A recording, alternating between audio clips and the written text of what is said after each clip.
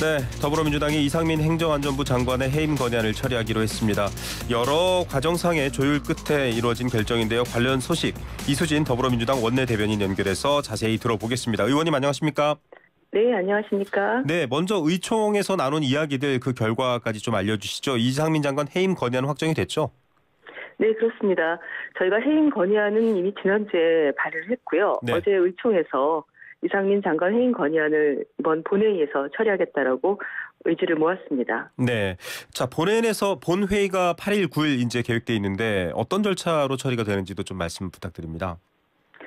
네, 오늘 내일 본회의가 예정돼 있는데 사실은 이제 그 예산안 처리를 위해서 네. 그리고 또 법안이라든지 결의안 기타 이제 그 국회 안에 여러 사안들이 있습니다. 저희가 오늘 그 안건에 대한 보고 해임 건의안 안건에 대한 보고를 하면 국회법에 따라서 네. 72시간 내에 처리를 해야 됩니다. 네. 오늘 보고하면은 내일 본회의에서 처리가 가능합니다. 이게 좀 예산안하고 지금 묶여 있는 것인가라는 얘기들도 있습니다. 예산안도 지금 3+3 회의 중이신 걸로 알고 있는데요. 어떻게 전개되고 있습니까? 그렇습니다. 저희가 지금 정책위 의장 예결위 간사 그리고 원내대표까지 해서 3+3 회동을 어제 오늘 계속해서 이어가고 있습니다만 협상 과정에서 굉장한 난항에 부딪혔습니다. 네. 우리 민주당 입장에서는 초부자 감세는 반드시 처리되어야 된다. 그리고 불필요한 예산은 반드시 삭감되어야 된다. 이런 입장을 갖고 있습니다. 네. 국민의힘이 민주당의 최종 그런 제안들을 거부한다라면은 정기국회 내에서 예산 처리하는 게 네. 많이 쉽지 않을 것 같습니다. 그렇다면 저희도 그동안 그 협상을 할 만큼 하고 또 양보도 할 만큼 했기 때문에 단독이라도 수정안을 제출할 수밖에 없다. 그렇게 생각하고요. 네. 이상민 장관 해임 건의안과 예산안은 저희가 처음 언급했을 때부터 시작해서 일관되게 별개의 사안입니다. 네. 두 개 사안을 연계하는 것은 분명히 반대하는 입장이고요. 국민의힘에서 이상민 장관 거취를 자꾸 내년도 정부 예산 처리와 연계하는 것은 이것은 전형적인 나쁜 정치입니다. 예. 정부 여당이 설마 정부 예산을 볼모로 이상민 장관 방탄에 나선다라는 것은 상상할 수 없는 일인데 실제로 지금 그런 일들이 벌어지고 있어서 아무래도 저희는 그 국가예산 민생 예산을 지키기 위해서 더 철저하게 대처를 해야 되지 않나 생각이 듭니다. 예산 얘기는 조금 더 이따가 여쭤보도록 하고요. 지금 사실 저희 프로그램에 많은 정치인들도 현역 의원들도 나오셔서 이제 특히 국민의힘 쪽에서는 이렇게 말씀을 하십니다. 국민의힘 입장에서는 국정조사와 예산안 합의가 있었고 예산안 처리 후에 국정조사를 도입하고 거기서 이상민 장관의 책임을 묻고 따져서 해임하면 되는데 이상민 장관에 대한 해임 혹은 탄핵 얘기도 나오고 있습니다만 이게 왜 먼저 앞으로 나왔느냐 이런 얘기인데 앞서도 한번 말씀해 주셨습니다만 좀 더 설명을 해 주셔야 될 것 같아요. 네, 그것은 국민의힘의 일방적인 주장입니다. 네. 국정조사가 합의하기 이전에 이미 저희는 이번 이태원 참사 우리 희생자와 유가족 그리고 국민들은 도대체 누가 책임을 질 것이냐 네. 책임지는 사람이 안 보인다 네. 이런 문제의식이 굉장히 컸고요. 그런 상황에서 저희 참사 이후에 그 안전과 재난을 총 책임져야 될 이상민 장관의 책임이 무겁다. 네. 그 부분에 관련해서 대통령께서 파면을 해야 된다 이렇게 네네. 요청을 드렸었고요. 그렇지만 대통령께서 우리 민주당에서 이태원 참사에 대한 책임에 대한 그런 요청에 대해서 묵묵부답 안 하겠다 이런 입장 표명을 네. 하지 않았습니까? 네. 그리고 저희가 그렇다면 해임 건의안을 발의하겠다 이렇게 네. 얘기를 했었고요. 그리고 국정조사 관련해서는 여야가 합의를 해야 되기 때문에 그 이후에 진행된 네. 것입니다. 국정조사는 그래서 또 이 앞뒤를 이렇게 바꿔서 국민의힘에서 얘기를 하는데 국정조사도 이상민 해임 건의안과는 별개였습니다. 네. 그래서 맞지 않다 이렇게 말씀드리겠습니다. 뭐 조금 이제 의원님 말씀을 청취자들한테 이해 가능하도록 좀 풀어내보자면 이상민 장관이 사실은 재난안전의 주무장관으로서 정치적인 여러 가지 책임을 져야 되는 위치에서 책임을 안 지고 또 국민들 그다음 여당 내에서도 나왔습니다만 해임에 대한 얘기를 대통령이 전혀 추진할 생각이 없기 때문에 민주당 차원에서 해임 건의안을 다른 여타의 현안과 무관하게 발의한다 이렇게 해석할 수 있습니까? 네, 그렇습니다. 네. 저희가 잦은 사퇴 의사가 없다고 판단을 했고요. 대통령께서도 이 이태원 참사에 대한 책임에 대해서 손을 긋는 듯한 그런 모습을 네. 보여주셨고 이렇게 국민들과 다른 입장을 갖고 있을 때는 국회가 나서야 된다 그렇게 판단했습니다. 네.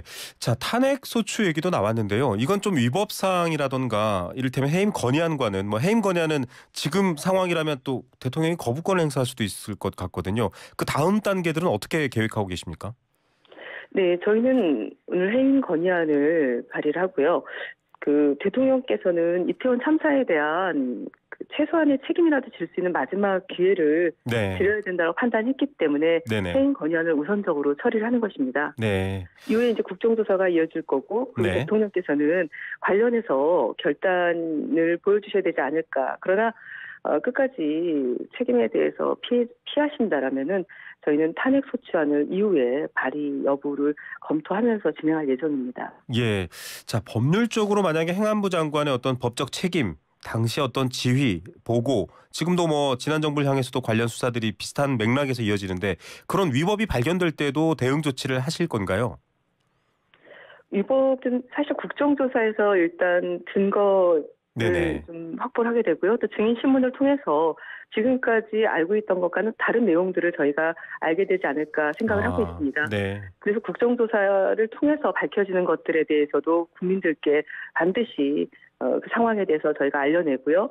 그리고 위법한 부분에 대해서는 법적으로 처벌받을 사람들은 처벌을 받고 또 책임질 사람은 반드시 책임을 지고 그리고 그동안 책임에서 뭔가 네. 거리를 두려고 했던 여러 가지 모습들이 있었습니다. 참사라는 얘기도 쓰지 않으려고 그러고 또 최근에 이제 드러난 것이 있죠. 네. 압사라는 표현을 빼라. 이걸 네네. 회의에서 지적을 하고 결국은 회의 자료에서 빠진 것을 저희가 봤습니다. 네.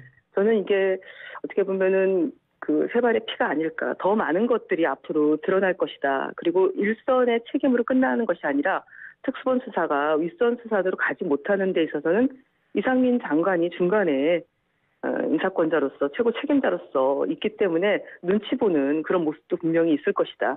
그래서 국정조사든 이후의 법적인 책임이든 이상민 장관이 있어서는 안 된다. 이런 말씀 드리겠습니다. 네, 원칙적인 방향 계속 강조해 주고 계시는데 방금 말씀하신 그 대통령 주재 회의에서 압사라는 표현 빼라라는 얘기도 있고 또 유족들하고 저희가 많이 인터뷰를 하고 있는데요. 이름도 사진도 없는 그 분향소에 대한 항의 말씀도 하셨거든요. 그 자리에 윤석열 대통령도 매일 조문을 갖지 않습니까? 네. 이런 부분들도 사실 국정조사에서 좀 절차, 경위, 왜 유족들의 의견을 듣지 않고 혹은 연락을 막는 부분도 있었다라는 주장도 있기 때문에 이런 것들까지 지금 민주당에서 좀 밝혀주셔야 될 것 같은데 관심 갖고 좀 준비돼가고 있는지 궁금합니다. 네, 국정조사 특위위원들이 열심히 준비를 하고 있습니다.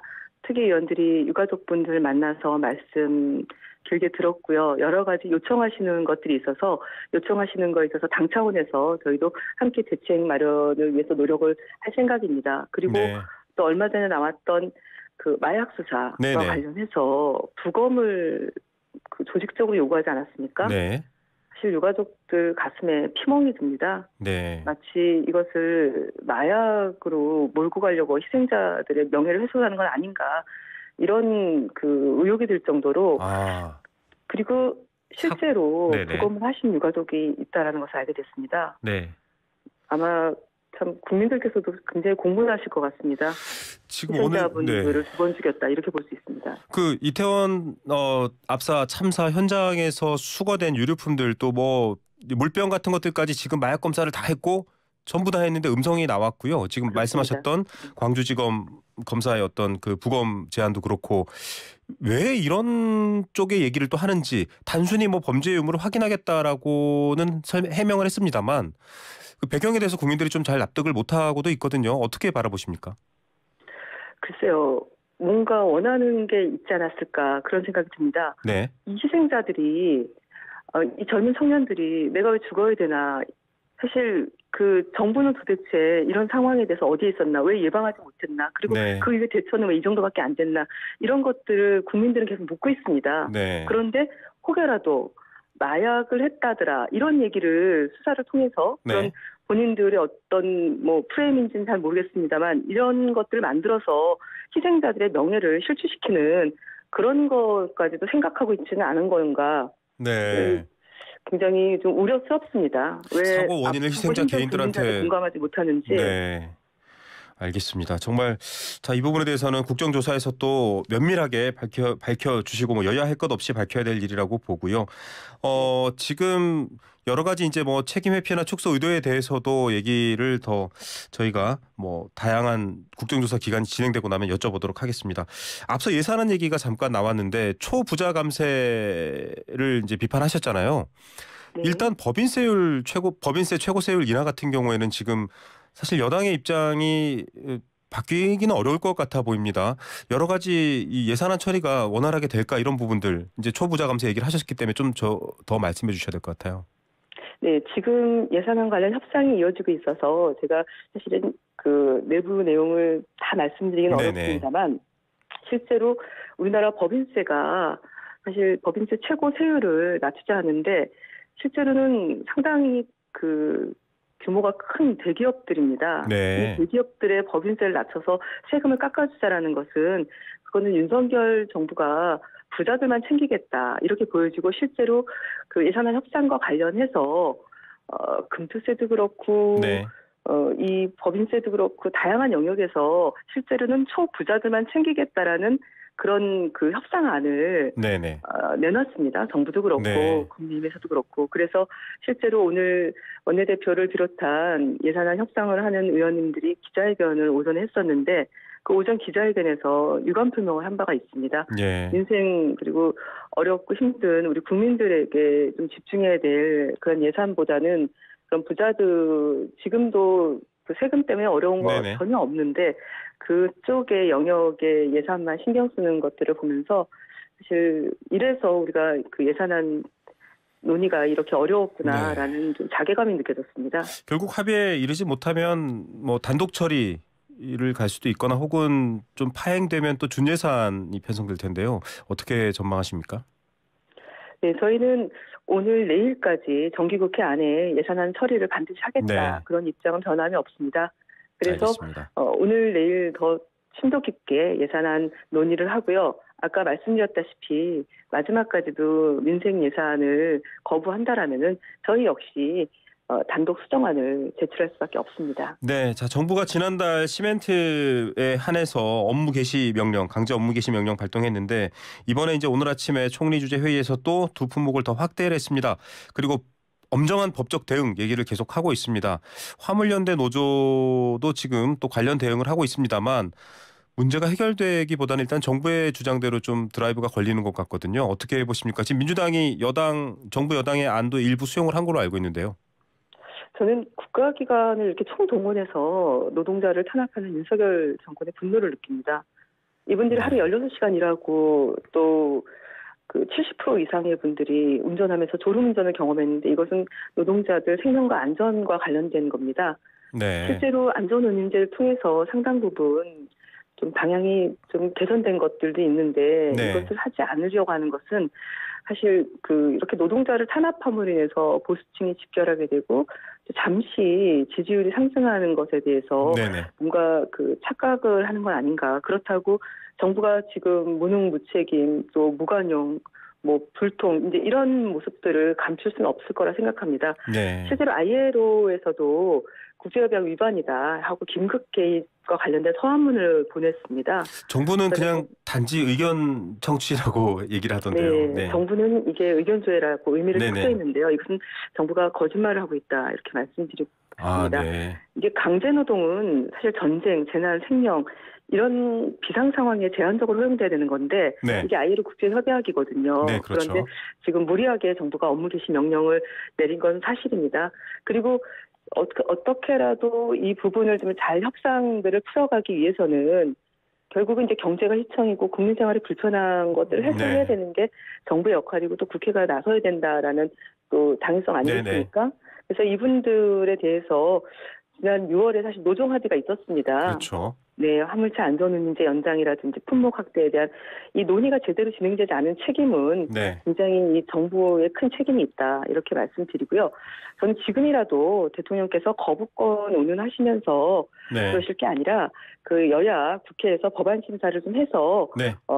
그 좀 이 법안 심사하겠다 이제 이런 얘기들을 하면은 또 화물연대 노동조합도 좀 현장 수용을. 복귀에 대해서 또 이렇게 생각을 하지 않을까. 그렇게 해서 서로 조금씩 그 수위를 좁혀간다라면은 우리 국민들께서 네.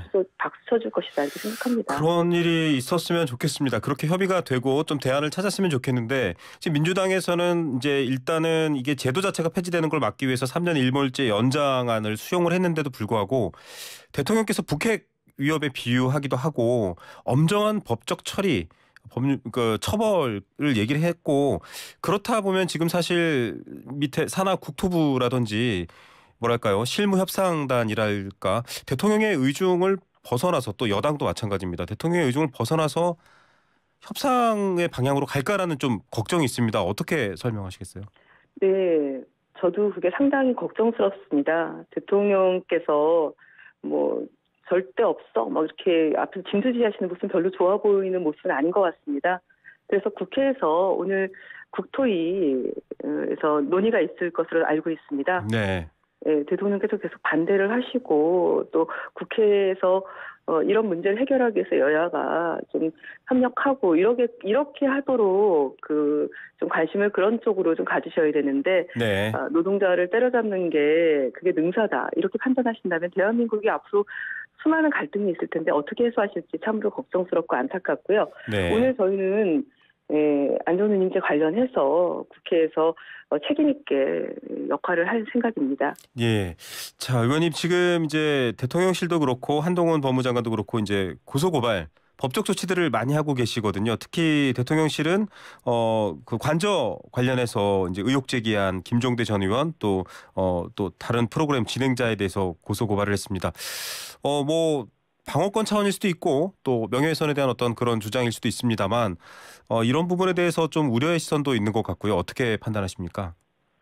네, 뭐 김종대 의원이 제기한 내용은 아직 사실 확인이 안 된 상태라 네. 제가 더 언급하는 것은 어려움이 있을 것 같습니다. 다만 대통령실이 그 의혹에 대해서 지금 허위 사실로 고발하는 방식을 취하고 계시는데 네.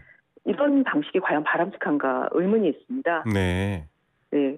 그리고 또 국회의원 같은 경우 국회의원의 발언을 가지고 또 그 고소 고발 뭐 소송 이렇게 대응한다라는 것도 과연 이게 바람직한 것인가 국민들께서 보기에는 그렇게 좋게 보지는 않을 것이다 이런 생각이 듭니다.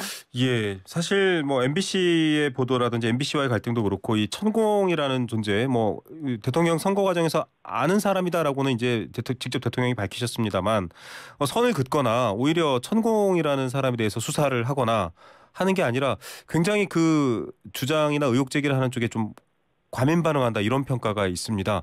이 부분은 어떻게 보십니까? 네, 대통령께서 지난 대선 때죠. 손에 왕자를 쓰고 나오셔서 다들 네네. 깜짝 놀랐습니다.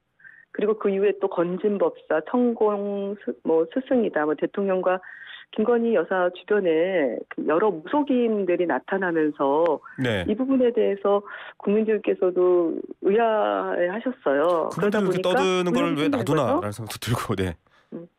네네. 네, 그런 말씀하시죠. 의혹들이 생기고 있었고 네. 그런 의혹에 대해서 당연히 질문할 수 있다고 생각하고요. 공인이라면은 그런 여러 질문에 대해서 제대로 된 대답을 해야지 질문한 것 자체만으로 고소고발을 하거나 압박을 하거나 뭐 그 조사를 해서 부담을 갖게 하거나 말을 더 이상 할 수 네. 없도록 이렇게 입을 막거나 이것은 민주주의 사회에서 바람직하지 않은 것 같습니다. 예, 한동훈 장관 관련해서도 뭐 면책특권 사항이 아니다라는 말과 함께 또 10억 손배소도 제기했지 않습니까? 이 부분에 대해서는 김의겸 의원의 발언에 대해서 당내에서 좀 이렇게 어떤 평가가 있나요? 별도로 당에서 어떤 입장을 갖고 있는 건 아닙니다만 다만 국회의원이 국정감사에서 제보를 받은 게 있는데 이거에 네. 대해서 어떻게 생각하냐라고 질문을 한 거였습니다. 네네. 네, 확정을 해서 그거 그렇게 했으니까 너 잘못이다 책임져라 이게 아니라 질문을 한 건데 이것을 다 소송으로 대응을 한다라면은 앞으로 국회의원들이 활동을 할 때 위축이 되지 않을까 하는 우려가 있습니다. 네. 면책특권이 아니다라는 주장에 대해서는 어떻게 생각하십니까? 국회의원들이 국민들이 뽑아서 이 자리에 와서 국민들께 사실지 못하는 말씀들 네. 그리고 눈치가 보여서 내지는 힘의 논리상 입 다물고 있을 수밖에 없는 그런 불평등한 그런 구조 속에서 국회의원들한테 바라는 바가 있으세요. 네. 국회의원들은 소신껏 우리가 궁금해하는 것들, 의혹을 갖고 있는 것들에 대해서 물어봐라. 그리고 아. 때로는 같이 협조해서 일을 제대로 잘 해내라. 네. 저희는 그런 국민의 요구에 충실히 복무하는 게 저희 역할이라고 생각을 합니다. 네, 국민의 뜻을 더 보고 있다라는 말씀이시네요. 저희가 또 긴박하게 돌아가는 상황에 한 번 더 연결해서 말씀 듣도록 하겠습니다. 오늘 시간 감사드립니다. 네, 고맙습니다. 네, 더불어민주당 이수진 의원이었습니다.